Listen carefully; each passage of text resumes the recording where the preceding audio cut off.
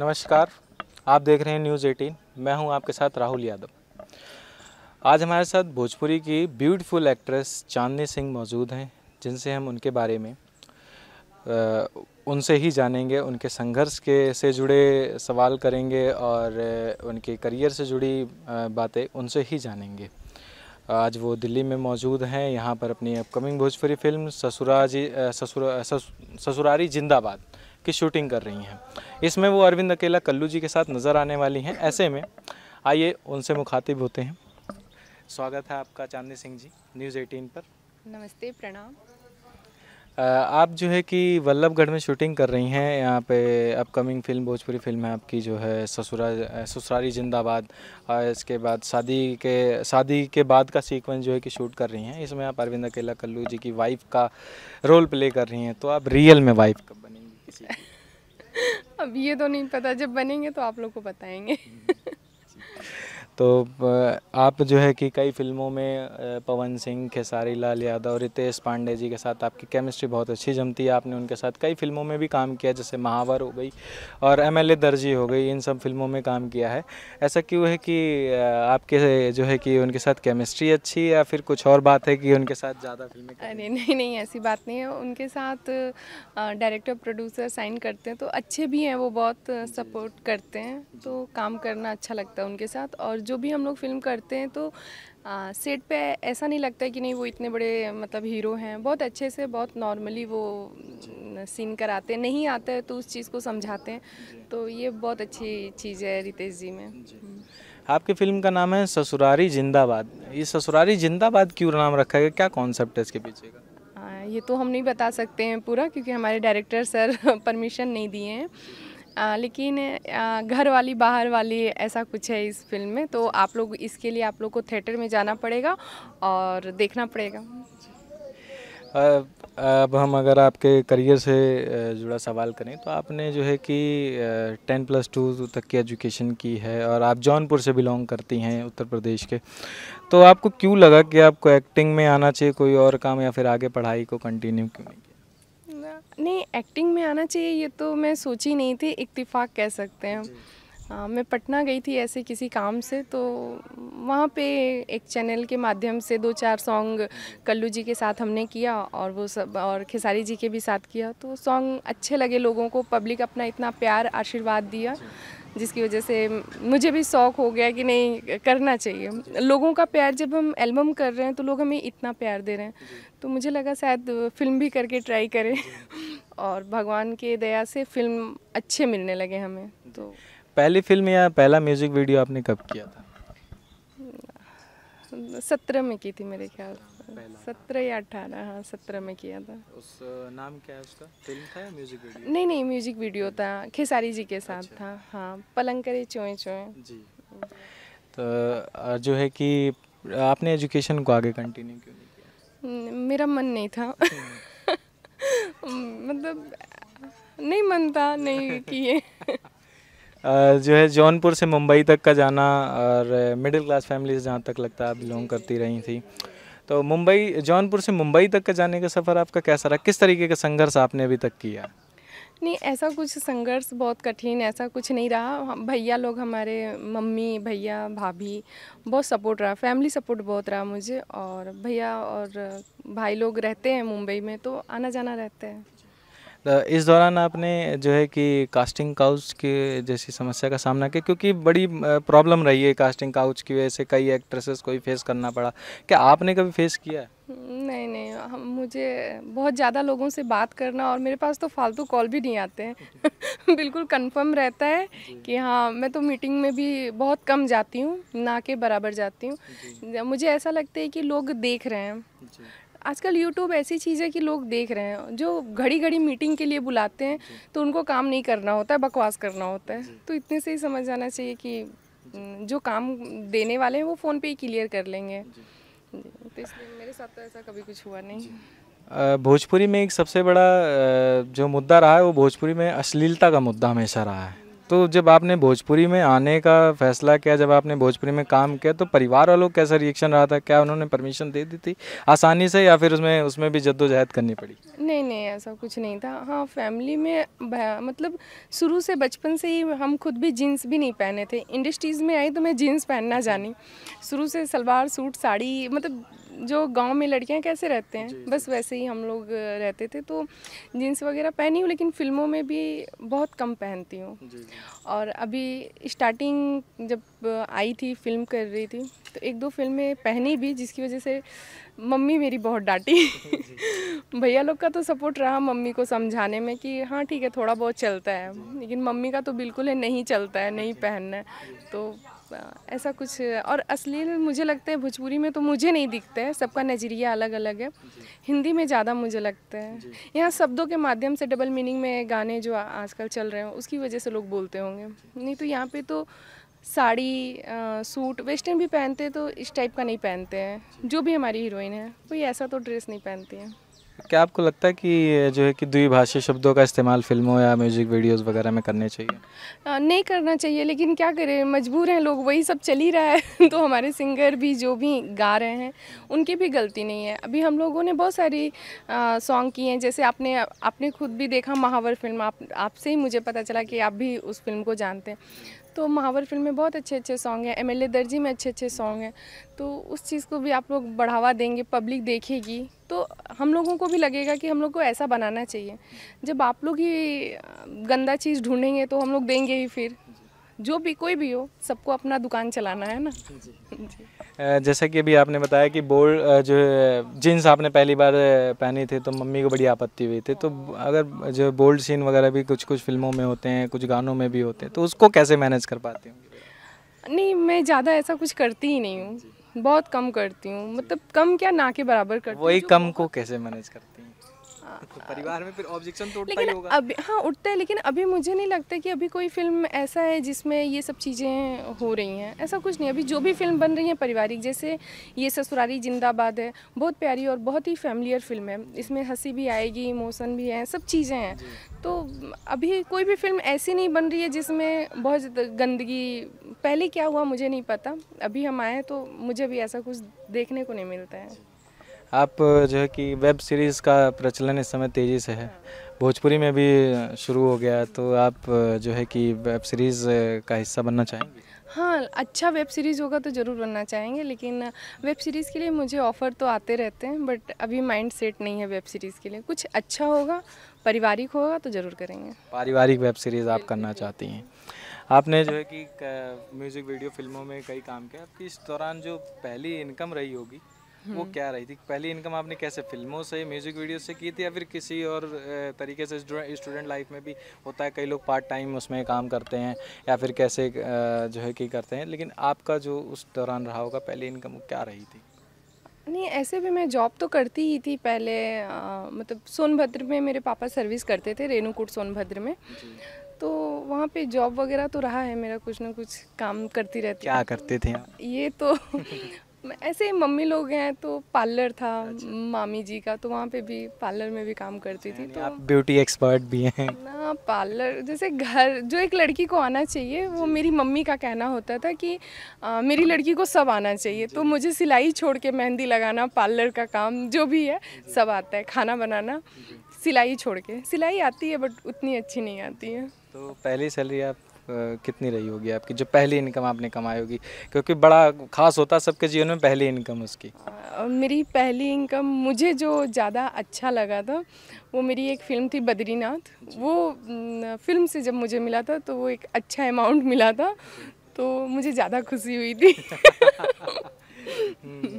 Badrinath film से मुझे मतलब ऐसा लगा कि अच्छा मैं इतना कमा सकती हूँ क्या, ऐसा मतलब फील हुआ। भोजपुरी में ऐसा है कि आजकल एक्ट्रेसेस का ये अक्सर सवाल रहा है कि एक्टर की जो है पर फिल्म का जो पैसा है उनको फिल्मों में ज़्यादा पैसा दिया जाता है और उनको एक्ट्रेसेस को कम दिया जाता है उनसे, तो इस पे आप क्या कहेंगे, इसको किस तरीके से लेती हैं आप? क्या आपको भी लगता है क्या कि कम मिलता है? नहीं नहीं, कम मिलता है ये नहीं कह सकते, हाँ थोड़ा कम मिलता है मेहनत के हिसाब से, थोड़ा बहुत।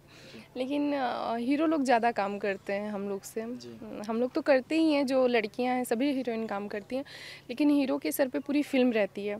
हम लोग आए हीरो के साथ 2-4 लाइन बोलें या फिर माँ के साथ सीन है बोलें, फिर चले गए। हीरो के हैं फिल्म में शुरू से लेके अंत तक वो दिख रहे हैं, तो जितने टाइम अगर 8 घंटा शूट करना है तो वो कंटिन्यू उनको करना है। उनके साथ फाइट है, मतलब गाने हैं, उन्हें गाना भी गाना है, उन्हें ये भी देखना है कि गाना हिट है कि नहीं है, हो रहा है कि नहीं।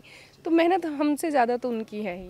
तो मतलब आप ये कहना चाहेंगे कि एक्ट्रेसेस कम मेहनत करती हैं नहीं, फिल्मों में, हिट सुपर हिट फिल्में जो होती हैं वो एक्टर की वजह से ही हो पाती हैं? नहीं, एक्टर नहीं, राइटर मेन होता है और डायरेक्टर मेन होता है। हीरो अपने मेहनत, हाँ हीरो मेहनत करते हैं, लेकिन जो सबसे सभी हीरो हीरोइन को ये चीज़ समझना चाहिए कि हमारी इंडस्ट्रीज़ में डायरेक्टर लोगों की या प्रोड्यूसर लोग की नहीं चलती है।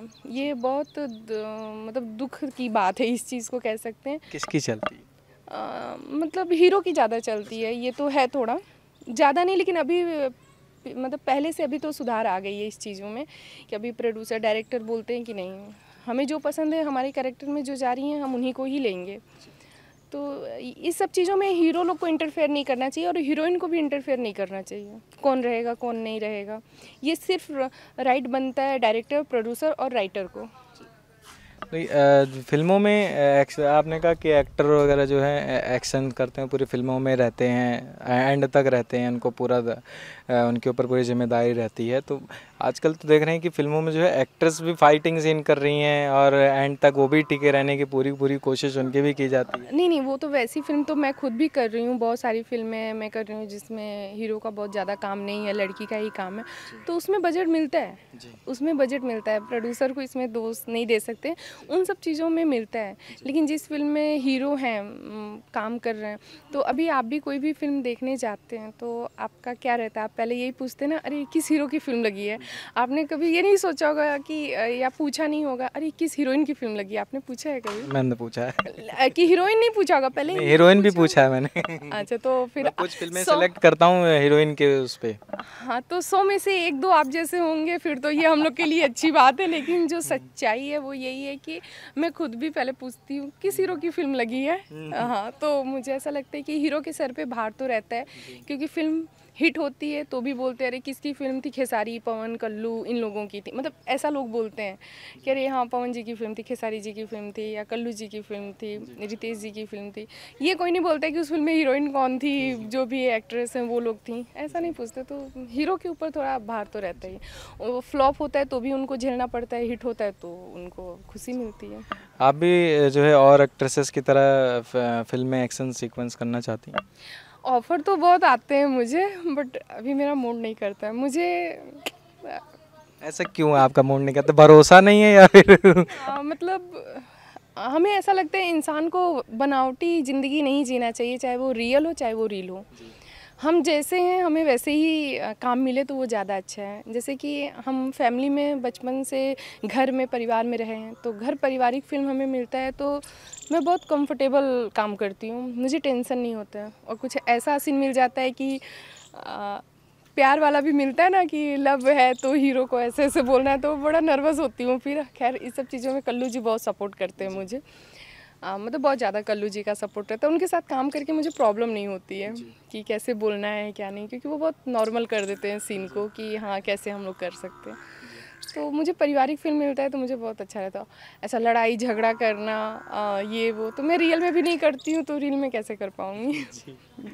जो है कि आपने खेसारी लाल, पवन सिंह और रितेश पांडे जैसे एक्टर्स के साथ काम किया और कल्लू जी के साथ अभी आप काम कर रही हैं, तो सबसे बेहतर और सबसे ज़्यादा कंफर्ट जोन में जो आप रहती हैं वो किस एक्टर के साथ रहती हैं? सबसे ज़्यादा ऐसे किसी एक का तो नाम नहीं ले सकते, सभी लोग सपोर्ट करते हैं। पीठ पीछे क्या करते वो नहीं पता मुझे लेकिन सबसे ज़्यादा रितेश जी और कल्लू जी के साथ रहती हूँ। जो है कि आपने कई एक्टर के साथ काम किया है, रोमांटिक सीन भी रहे हैं और जो है केमिस्ट्री भी अच्छी देखने के लिए मिली है, तो इस दौरान कभी हुआ है कि रील वाला प्यार रियल में बदला हो? नहीं नहीं, किसी पे दिल आया हो? नहीं नहीं, मुझे प्यार व्यार नहीं समझ में आते क्या समझ में आता है? नहीं, ये सब तो मुझे ऐसा लगता है कि आज के ज़माने में मुझे लगता है प्यार बहुत कम है। जी। लोगों को शायद लोग देखेंगे इंटरव्यू तो मुझे मतलब कमेंट भी कर सकते हैं, फालतूगिरी वाले करते हैं ना कुछ लोग। ज़रूरत के हिसाब से लोग इंडस्ट्रीज़ में प्यार करने लगे हैं। अच्छा। जिसकी जितनी ज़रूरत है उतना प्यार है, तो रियल प्यार तो कुछ नहीं है। आप लव मैरिज में जो विश्वास रखते हैं या फिर अरेंज मैरिज? देखिए, ये तो भगवान के ऊपर है कि जो किस्मत में हमारे लिखा होगा वही होगा। बहुत सारे लव करने के बाद भी टूट जाता है, बहुत सारे अरेंज भी टूट जाते हैं। तो आपका विश्वास किस में ज़्यादा?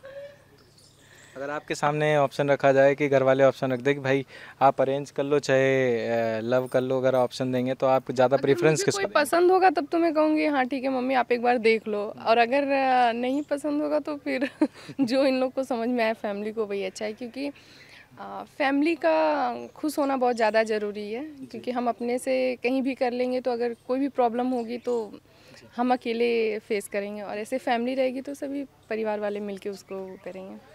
भोजपुरी में आप जो है 2017 से लगभग काम कर रही हैं और पहले भी ऑब्जर्व करती रही होंगी, तो इस दौरान आपने क्या देखा कि भोजपुरी में क्या बदलना चाहिए, क्या परिवर्तन आना चाहिए?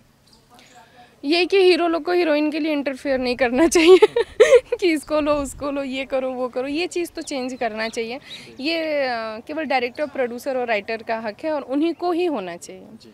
सबको मतलब नहीं, हीरो हो चाहे हीरोइन को भी नहीं बोलना चाहिए कि आप इनको ले लो उनको ले लो। आपको नहीं लगता कि बॉलीवुड की और साउथ की तरह ही भोजपुरी फिल्मों को भी मल्टीप्लेक्स में रिलीज़ करना चाहिए, दिल्ली में रिलीज़ करना चाहिए, यूपी, बिहार, नेपाल के अलावा दिल्ली में और अन्य शहरों में भी रिलीज़ किया जाना चाहिए? हाँ, करना तो चाहिए, वो लेकिन कब जगह मिलेगी? उम्मीद तो कम है, जो सच्चाई है बाकी लगे हुए हैं सब लोग लेकिन मुझे नहीं लगता है कि अभी ये सब पॉसिबल है।